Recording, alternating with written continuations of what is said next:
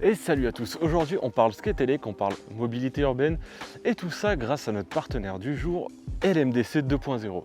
Alors si tu connais pas LMDC 2.0 déjà, sache que c'est un scandale et sache que je vais t'expliquer ce que c'est tout de suite. Alors, pour tous ceux qui dormaient au fond de la classe, je vous explique qui est le Monde de Crise 2.0. Le Monde de Crise 2.0, c'est une chaîne YouTube de plus de 4000 abonnés qui traite de sujets divers et variés, comme par exemple, il va parler de tech avec ces petits micros-là, qui sont plutôt cool. C'est les micros Rode, je les ai eus et je les utilise encore très souvent, et franchement, c'est plutôt sympa. Mais il fait aussi des vlogs voyages, où par exemple, il va filmer des tortues, comme là, elle est trop mignonne, la petite tortue. Mais il va aussi parler de tech avec ce petit casque lumineux, et il va aussi faire des tests comme cette Insta360, regardez les effets de fou, waouh, ça tourne, ça virevolte, c'est génial. Il va aussi parler d'alimentation. Enfin bref, le Monde de Crise 2.0, c'est une chaîne qui défonce et tu devrais t'abonner. On est reparti pour la vidéo, let's go. Si tu ne comprends pas vraiment le sens de ce partenariat, il te suffit de regarder cette vidéo juste là. Je ne t'en dis pas plus, va voir, c'est plutôt fun et tu comprendras un petit peu pourquoi le partenariat du jour. Alors aujourd'hui, on va parler de ma board, on va faire un retour d'expérience sur ma X-Way X1. La première board électrique que j'ai eue, je l'ai poncée, je lui ai mis plus de 500 km, preuve à l'appui, juste ici. C'est une tuerie, elle est vraiment cool, elle a quelques petits défauts et on regarde ça ensemble tout de suite. Alors ça, c'est une borne électrique. Une borne. Alors du coup, ça c'est ma X-Way X1, c'est une board électrique. Elle est ultra fine comme on peut le voir, il n'y a pas de batterie apparente. Elle est vraiment assez passe-partout. On pourrait la prendre vraiment pour une longboard traditionnelle, alors que pas du tout, c'est une longboard électrique et en plus qui envoie plutôt pas mal. C'est une board qui se trouve aux alentours de 450 € actuellement, qui va jusqu'à 40 km/h. C'est vraiment une dinguerie. Elle a environ 16 km d'autonomie, se recharge en charge rapide en environ 35 minutes, en charge normale en 2 heures, donc c'est vraiment un truc de malade. C'est-à-dire qu'on part, on fait 16 bornes, arriver là où on veut, par exemple au bureau, tac, on la fait charger, 35 minutes après, on est reparti pour 16 km. C'est vraiment un truc de ouf, elle tient super bien, elle est hyper costaud, je vous dis, elle a 500 bornes. Alors à part le grip qui est un petit peu souffert, franchement, elle est nickel, les roues sont encore très largement utilisables. Malgré tout ce que je leur ai fait voir, franchement, elles sont rentrées dans le sable, elles sont rentrées sur des pierres, elles sont rentrées sur plein de trucs. Et franchement, tout est encore là et tout tient encore le choc très largement. Je pense que je suis parti pour encore au moins 500 km avec. La board est annoncée pour une charge max d'environ 90 kg. Autant vous dire qu'elle peut en supporter largement plus.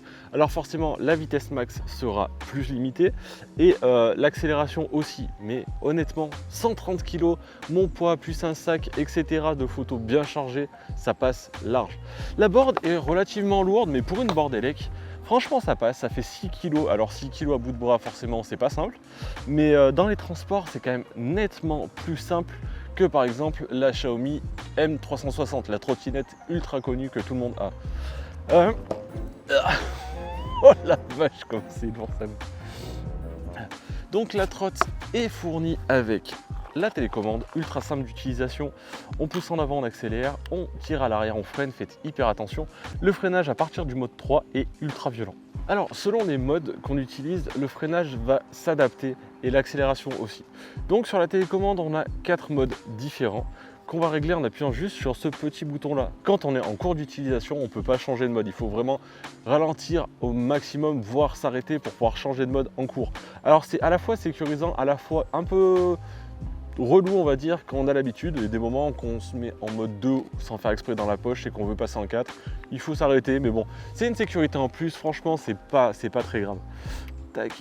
En mode 1, franchement pour apprendre, tout est souple. L'accélération, le freinage, c'est hyper doux. On peut aller jusqu'à 15 km/h, c'est plutôt acceptable. En mode 2, on va arriver à 25, c'est un peu plus énervé, mais quand même la courbe d'accélération est acceptable. On accélère plutôt bien, mais c'est pas ultra violent. À partir du mode 3, on arrive à 35 km/h en vitesse max et l'accélération et le freinage commencent à être un peu plus violents. Et en mode 4, c'est quand même prévu pour des gens qui ont l'habitude de la planche. C'est assez violent à l'accélération et surtout le freinage freine vraiment fort, c'est un vrai freinage d'urgence.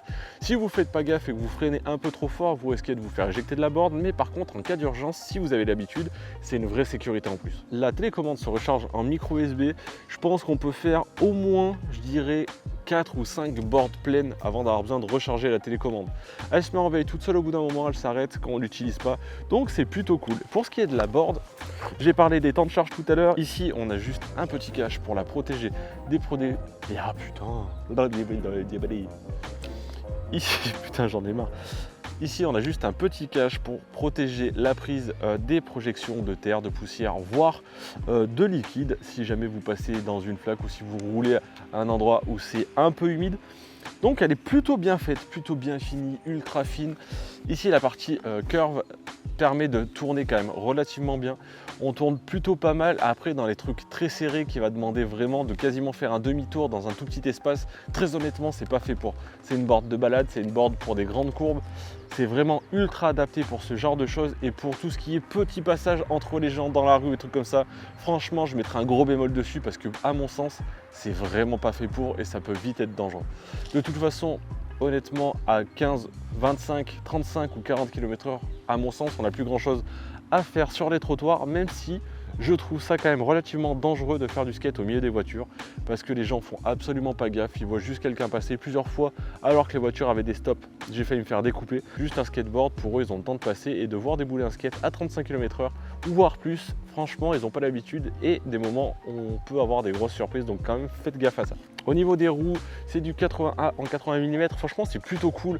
Quand vous arrivez sur des trucs un peu pavés, franchement ça devient vite une galère, mais dès que c'est une route goudronnée normale ou une route relativement lisse, franchement c'est hyper agréable. Le seul truc, c'est qu'avec ces roues là, si vous prenez un caillou un peu gros, il y a moyen de prendre un arrêt net, mais net, ça m'est arrivé plusieurs fois, donc il faut quand même se méfier. Un arrêt net à 40 km/h, ça peut être vite surprenant, mais en même temps ça c'est un peu le problème de base d'un skateboard.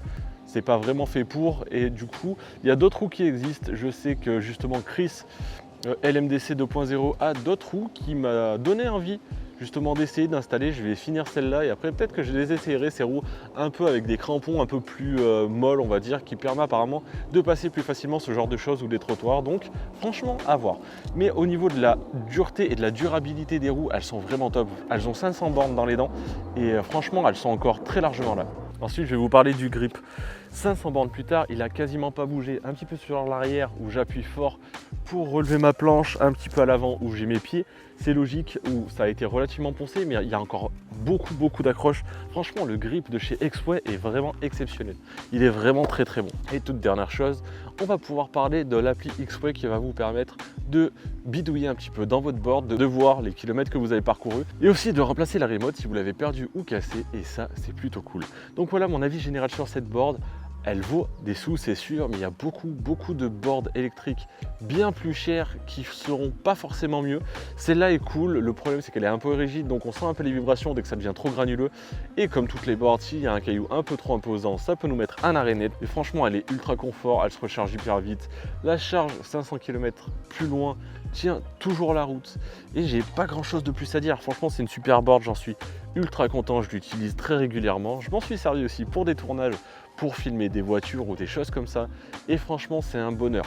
Je vais juste, je pense à l'avenir, essayer de me faire une petite case en TPI pour le mettre vraiment proprement sur le côté de mon Ronin, et on sera pas mal. Je pense que je vais m'en servir de plus en plus pour travailler. Voilà, c'est la fin de cette review. Si vous avez des questions ou un avis sur cette board, comme d'habitude, n'hésitez pas à le mettre en commentaire, j'y répondrai avec plaisir, et en attendant, je vous dis à la prochaine. Ciao.